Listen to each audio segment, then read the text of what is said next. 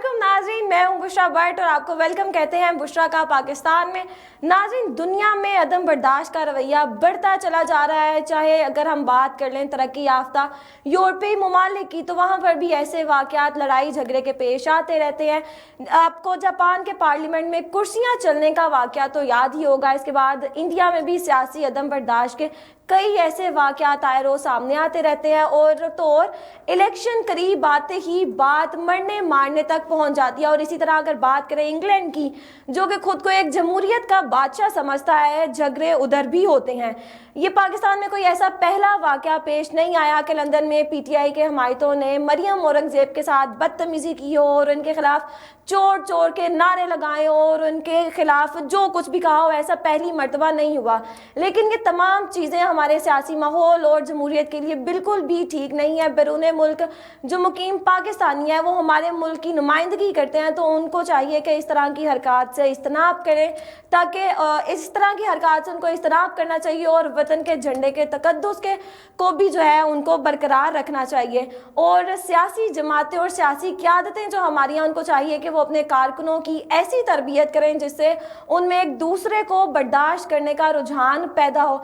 जितनी भी सियासी जमातें हैं या क़यादतें हैं, उन सब के अपने नज़रियात होते हैं और इन नज़रियात से इख्तलाफ तो हम कर सकते हैं, लेकिन नफ़रत इन इख्तलाफात से जो है वो बिल्कुल भी नहीं की जा सकती। ऐसी सूरत हाल कौमी इत्तेहाद के लिए नुकसानदेह साबित हो सकती है। अच्छा, अब आते हैं अपने दूसरे मौजू पर, जो है ऑडियो लीक का मामला।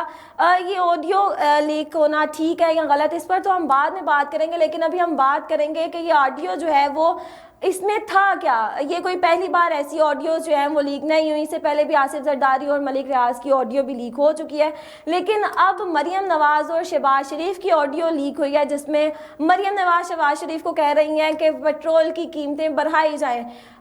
इसका क्या मतलब है कि इससे पहले भी जितनी भी मर्तबा महंगाई हुई है या पेट्रोल की कीमतें बढ़ी हैं, इस सब के ज़िम्मेदार क्या मरियम नवाज़ हैं। और ऑडियो में हमें ये भी मरियम नवाज़ कहती हुई सुनाई देती हैं कि मिफ्ता इस्माइल ज़िम्मेदारी नहीं ले रहे। देखें, अगर इक़दाम आप करेंगी, अहकाम जो है वो भी आपके माने जाएंगे, तो फिर ऐसा किस तरह से मुमकिन है कि मिफ्ता साहब ज़िम्मेदारी अपने ऊपर लें।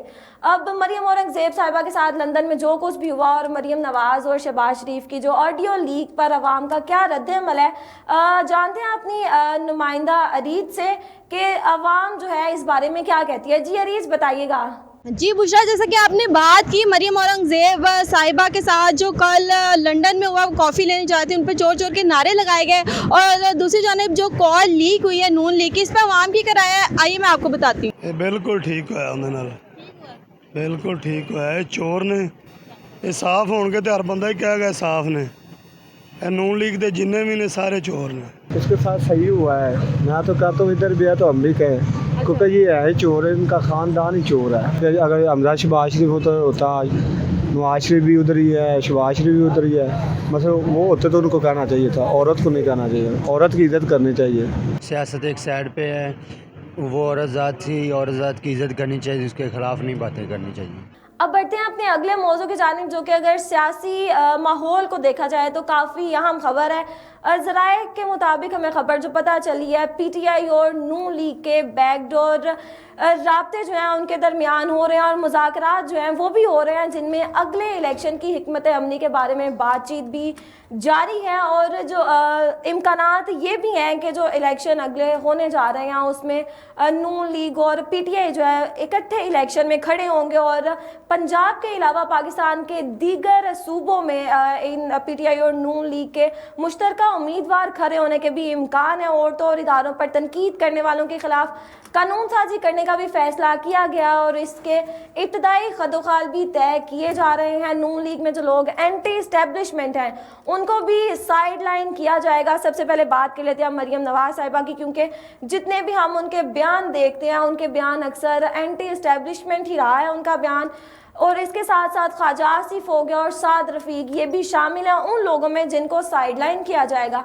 बज़ाहिर तो पीटीआई हमें नून लीग के साथ लड़ती और गुस्से में नज़र आती है, लेकिन ऐसा नहीं है।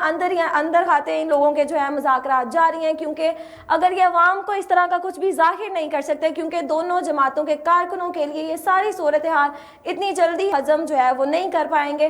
तो देखते हैं कि नून लीग और पीटीआई जो है अब आगे क्या करती है, इलेक्शन इकट्ठे लड़ती है नहीं लड़ती।